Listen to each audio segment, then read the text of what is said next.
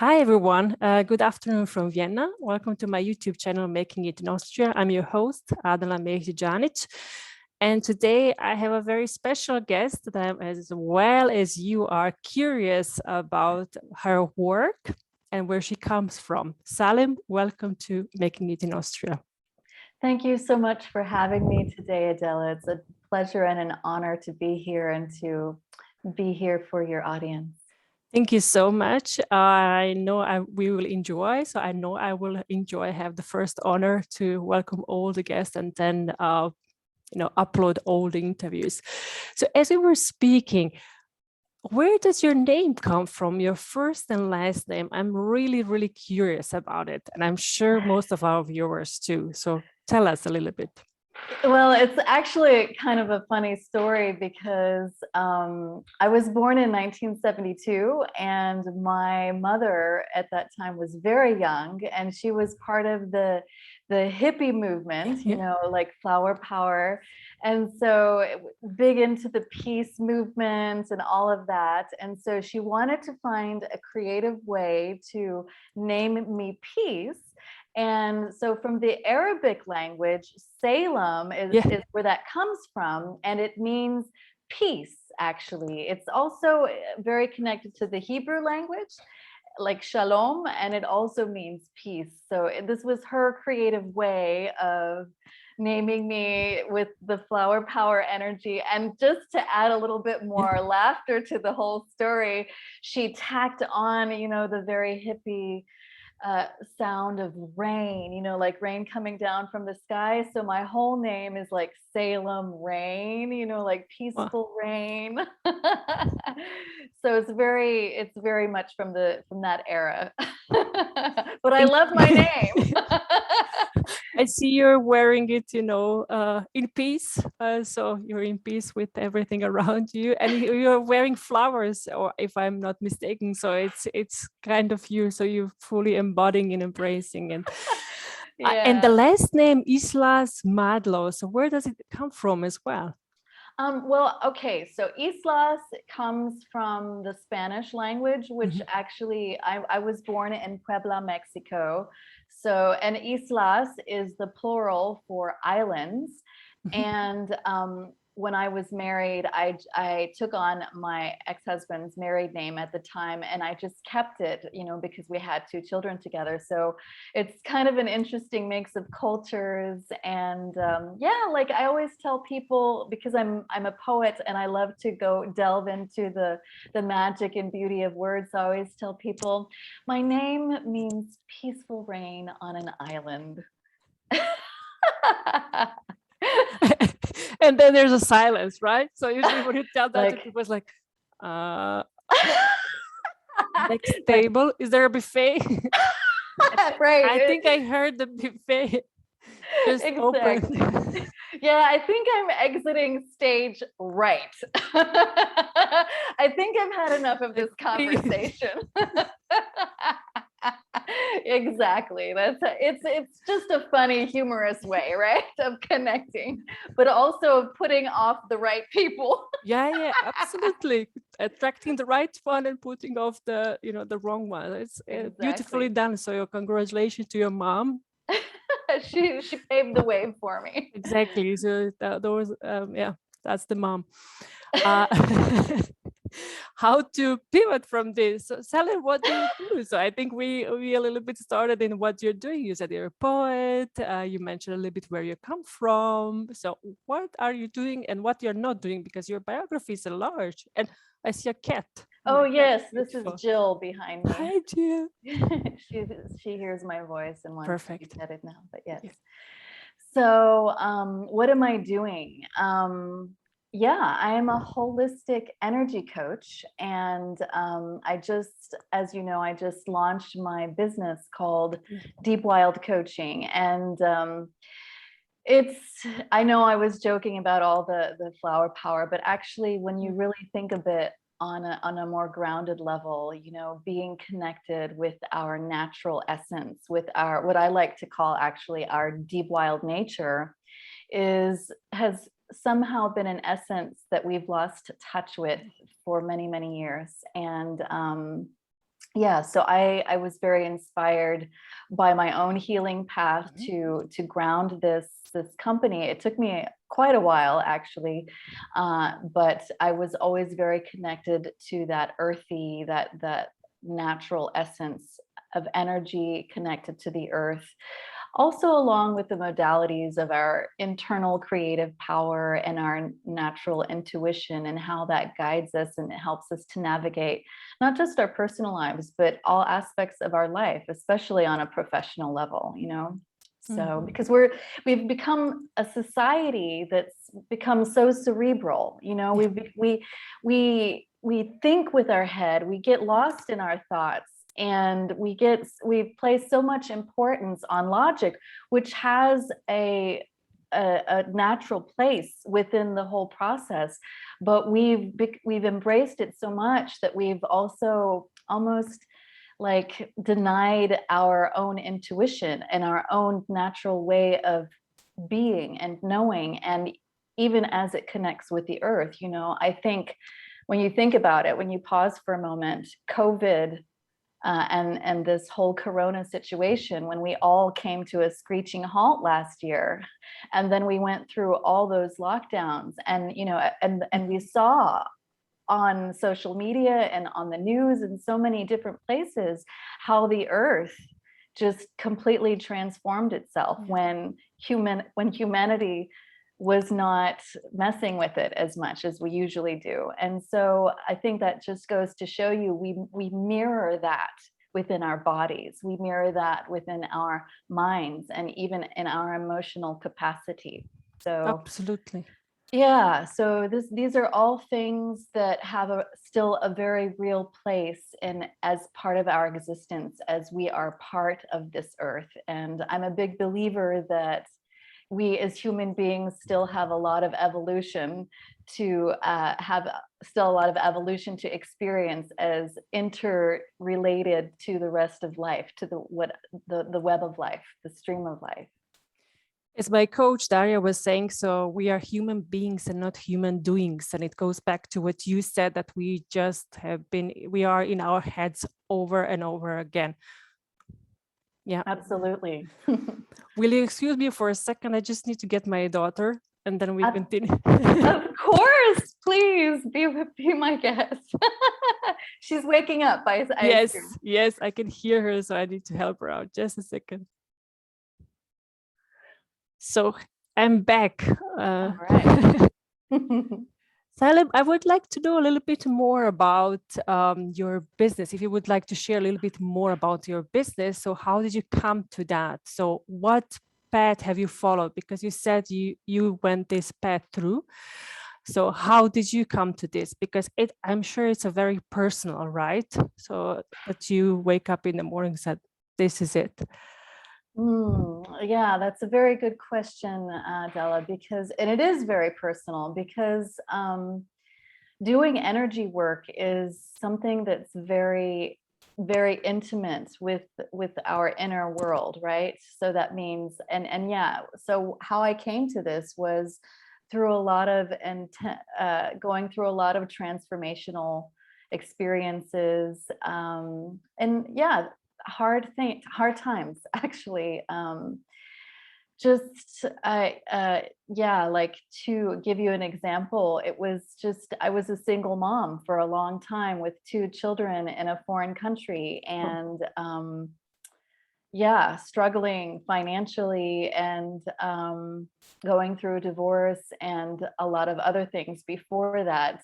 So I had to find ways to heal myself, and to believe in myself again, and to be able to find an inner strength to trust myself, and to believe in myself enough that I was worthy of realizing and manifesting my dreams. And you know, sometimes, not everybody, thank goodness, but sometimes some of us go through really intensive struggles with a process like that. You know, this something that's in our culture that is really deeply ingrained, and I think we soak it up in an environmentally way as well, is this not enoughness, you know, this not enoughness of no matter what I do, no matter what I say or think, it's not going to make a difference, you know, and jumping and going through that and really getting to a place where you can gather enough strength and belief and confidence in yourself to really transform that into something beautiful and as a reflection of your inner worth is how this whole business came into being, actually. And it was coming into touch with what I've already said before, what I've seen as my own deep wild nature, and trusting, being because we live in a world that doesn't value the sacred feminine. You know, we live in a world that has diminished the importance of our emotional intelligence, of our inner knowing, our intuition, because as I was mentioning earlier, you know, we get so cerebral. We have to be productive, we have to push through, we have to produce things, and which is a very masculine energy and a needed energy, but there also needs to be a coming together with that feminine wisdom, with that feminine creative power of birthing something and creating something that also has space in this world as worth, as worthy, as a value. And first coming in touch with that in a very personal way, and then being able to manifest it out into what I've created with Deep Wild Coaching is what I do now. I work with femmes and women who are going through transition, who are going through hardships, or who simply want to go deeper and connect with these parts of themselves, because as a holistic coach, it touches on all areas of our life, emotionally, mentally, physically, and spiritually. And so that's part of the work that I do by guiding them back home, which is back into their deep wild nature, their true essence, you know, so that, because it's when we get back to that place, that's when we find the power of presence to actually be able to open up, to be able to truly, authentically connect with our authenticity, with our confidence. I have a broad network, as you know yourself, and you're, I think, the fourth or the fifth women that has been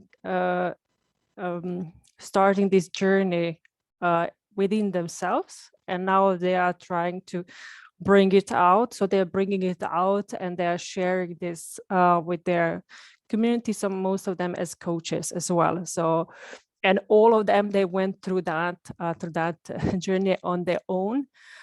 Some of them through different burnouts, stress, overworked, and just feeling, as you saw yourself, like we grew up in a cultures coming from Bosnia as well, where you talk about, you know, as you said, worthiness is equal how much you make or how much you produce or how much you do.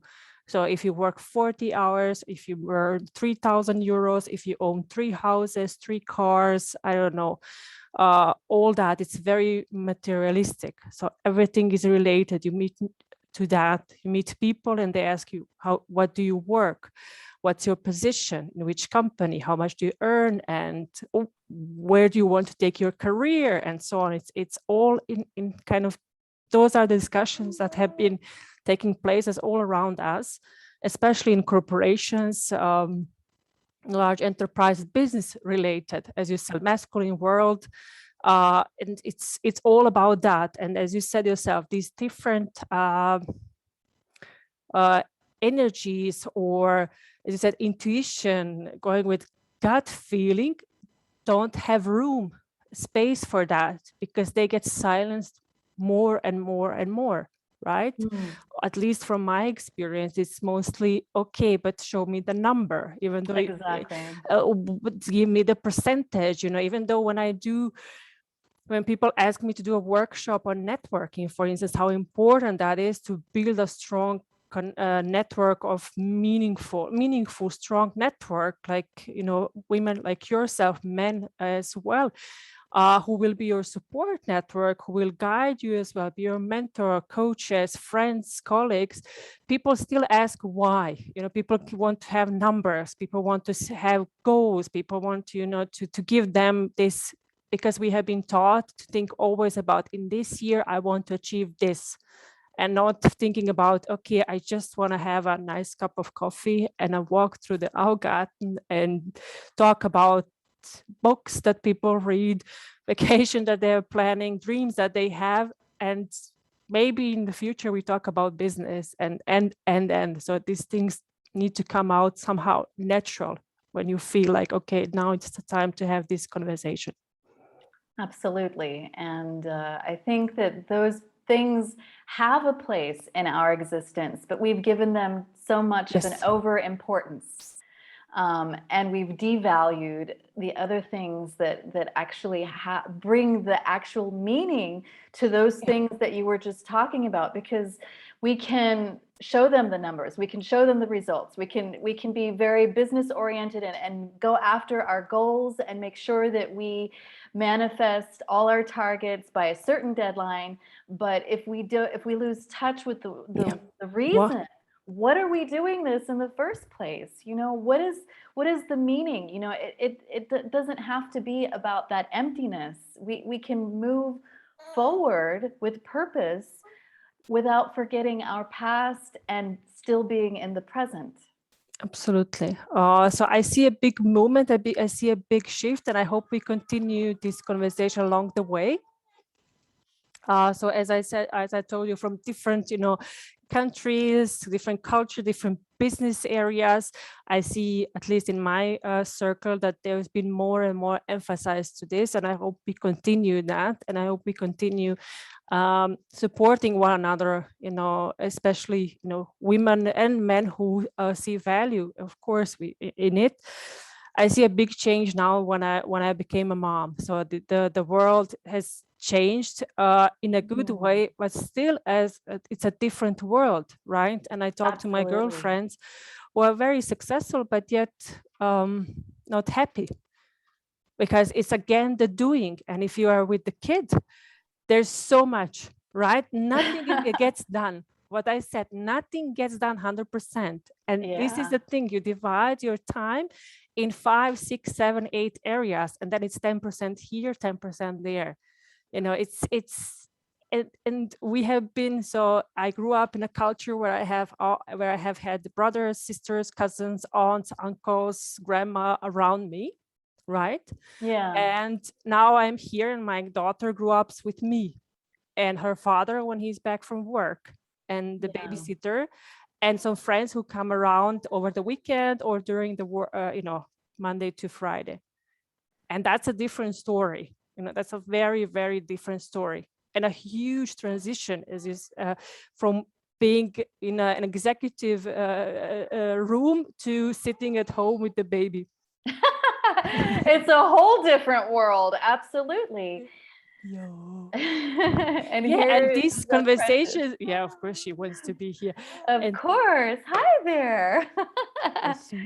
And these conversations as well need to take place. It's not only about, as you said, okay, the financials, when I'm going to go back to work and how many hours, but these conversations are so much important, and I see that we are not giving it much space, or at least maybe I'm talking to the wrong audience or with the wrong people, or I'm in the wrong circle. But I see that it's a huge, area for improvement if we want to talk about that. So we're just.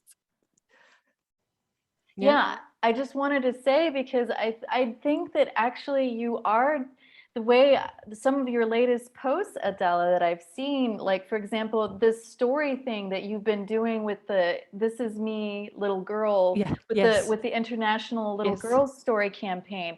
I was so inspired by the story that you wrote about yourself, and it's those kinds of initiatives that we really need to be having and creating enough space for, because it's the next generation, what is sitting on your lap, that we, what kind of world are we creating for them? What kind of the decisions that we're making now is going to impact them so greatly. So we need to be very conscious and very aware of of how we are, what we're creating, how we're beginning to change, if we are even in sparking change through no matter what level we're at, whether it's in our personal lives, our professional lives, and doing that with consciousness and awareness. So any, like, talking, if we're not having these conversations, then what kind of world are we creating and for the future generations to come? That responsibility lies with us, because they're trusting in us. We are the future. We are the ancestors of now that are dreaming our future ancestors into being. And the reason I mention the word ancestors, because I do also work with ancestral healing, and it's such an embedded part of my foundation. And I think, when I just see the picture of you holding your precious daughter right now, it makes it that much more powerful, that much more prevalent of the choices that we make. And like, as you said yourself, it's a whole different world when a little precious gift comes into your life like that. Absolutely. And thank you for mentioning, because for you, I assume poet, so writing is therapy or healing. Writing for me as well. So it might be, sometimes I'm writing on LinkedIn, sometimes I'm writing on Facebook. It's kind of my healing process. It's something, and I every year I write differently. I realize depending on where I am. So I don't have kind of the agenda in a sense. I just go with what I feel. Yeah. And different topics come up every year. And currently I'm writing about things that, especially now after I become a mom, there are different topics, feelings and emotions that want to come out. Right? It's nothing that I'm pushing. It's just I'm welcoming things that are coming out, and I'm just reflecting, because honestly, this is the longest reflection, self-reflection I have had in my life. Because before it was always, work, as just career and get another job and get another study, get another promotion, go do this, the conference, the travel, the weekends, and so on. And now I have the moments where I can just be and just walk through the park and just, stare at the sky or at the trees and just don't do anything. And it's really interesting that you say that, because it sounds so meaningless almost, but it actually is. That's where the power of our feminine energy comes into play, because if we don't take times of silence and just small moments to be quiet, how can we hear and listen to our own voice, right? So when we're writing, as a writer and a poet, voice, our internal voice, is a powerful part of that creative process. And it's not just about being a writer, it's about any creative, any person who's using their creative energy, because we need our creative energy in our professional lives. We need our creative energy in our personal lives, in all aspects of our life. So those quiet moments fuel our energy. And so, yeah, my writing is definitely a part of my healing journey, but it's also a part of my playful, passionate, creative side that empowers me as a woman as I move throughout this world. That it's like a reclaiming process, right? And I love it. Every time when I write something, especially on all platforms, the community, the response and the comments and what comes out, it's so amazing. It's like, wow. And then all these ideas that come together, we're like, I haven't thought about that, And yesterday a friend was here because we were talking now about the moment of silence. And one thing she told me, and I had this moment a couple of years back, was she would like to have one day of a week without the cell phone. Just wake up and put the cell phone somewhere in the drawer and just don't look at it the whole day. Yeah. And that just is like, as you said, the silence, just like she said, when the phone is there, I'm expecting something. Like this we are wired in that sense, like, oh, I'm going to miss or whatever. Yes. She said, at the end of the day, it's just this simple, simple things that we say. I need one more week. For me, was when I was working, one more week of vacation. Yeah. Or Because like, these things. Huh? Absolutely, because it gave us time to be. It gave us time to be in the chaos, to be in the nothingness, to be in the emptiness. And I know those sounds like woo-woo terms, but actually it's not, because, you know, there's just a time when we're not doing something. That's all it is. It's not like this far-fetched, you know, spiritual Yeah. way of thinking. It's actually just very practical. And so it's really, I love what you said. And, you know, and in fact, that your friend even mentioned that the other day when she was at your house, because, you know, just a couple of days ago, we had the International Mental Well-Being Yes. Health Day, right? And so it's actions like that where we can reclaim back our well-being, back our mental health, because we do get taxed with these expectations of constantly having to do. I mean, that's why we need to be so aware of where our energy is, and why the work that I do with energy work needs to have a lot of integrity with it, because it helps us to create healthy boundaries that we need to function in a grounded and in a whole level with our whole being, you know, from the mental, emotional, and our physical, right? And as well as our spiritual. That also needs to be brought into the conversation. It's enough time to stop separating things and putting it into drawers and pretending that they just don't have value. It all has value, and it's time for us as a people to acknowledge that. So now I've said my piece. Thank you, Salem, so much for sharing. I love these interviews because they take me other ways. So that's why I told you I don't have really this question in mind. I just let the conversation flows, and that's where we kind of co-create in this sense, Yes. and share with the audience, and it's authentic. You know, this is you, this is me, this is what we do and what we think about. Since this is a Making It in Austria channel, would we like to talk about how you come to Austria? So what brought you to Austria? Actually, coming to Austria was the farthest thing from my mind. Because I was like, I went to Costa Rica to study Spanish literature, and it was my dream to work in Latin America somewhere, because that's where my heritage and my lineage comes from there. But then, you know, I was in Costa Rica in San Jose, and I met this Austrian guy. And wow, you know, we were salsa dancing, and one thing led to another, and I ended up in Austria. The relationship didn't last. After 7 years, we got divorced, but we had 2 beautiful children that we brought into this world, and I would never change that for anything. And that's the reason why I stayed in Austria. So that's the long and short of it. How do you feel in Austria?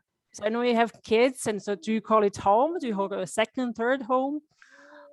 Now I call it home. You know, it was a long process, if I'm completely honest, because I've been here for like 21 years. So like back in 1999, and it was a long process for me to get to that place. But now I call it home. And yeah, even if I do travel, or, you know, do go places somewhere else around the world, I'll probably most likely be coming back to Austria as part of my home base. So it is home. It is home. It is a place of belonging. Happy to hear. Happy to hear. Salem, before we wrap up, I would like to ask you what you're reading, or what would you like to recommend to our viewers? Maybe your own poets, if you have it. Well, I'm in the process of writing a You book. see? That will be my next project. But for now, a book that I would love, that I recommend to all others, and that I'm actually going to design a special course around, is this book of Women Who Run with the Wolves by Clarissa Pinkola Estes. And I'm sure a lot of your audience has probably already heard of that book, but this book changed my life. This book gave me the fuel to reconnect with my own intuitive, wild woman self, and to really transform my life. And so it really has a lot of powerful, empowering antidotes, but also understanding of how to go into our psyche as a woman, into our feminine essence, and to understand what that even means in a world like today. Thank you so much. I will share it in the comment section as well of this of our interview, so that the viewers can check it out. I know most of my friends read it. I haven't, so it's time for me to read it, or find a time when the little one allows me. Thank you, Sarah, for being our guest today. Thank you so much. I really enjoyed it. Time flew by, and I cannot wait to see you in person and have a walk with you. Oh, I'm really looking forward to it, Adela. And thank you so much for having me today, inviting me to speak with you and to share a little bit with your audience. It's been an honor and a beautiful privilege. Thank you. Thank you so much. And thank you all for watching. I will link the contact details of Salem as well as her website. So thank you for watching, subscribing. New episodes coming next week. Thank you so much, everyone. Enjoy. Thank you.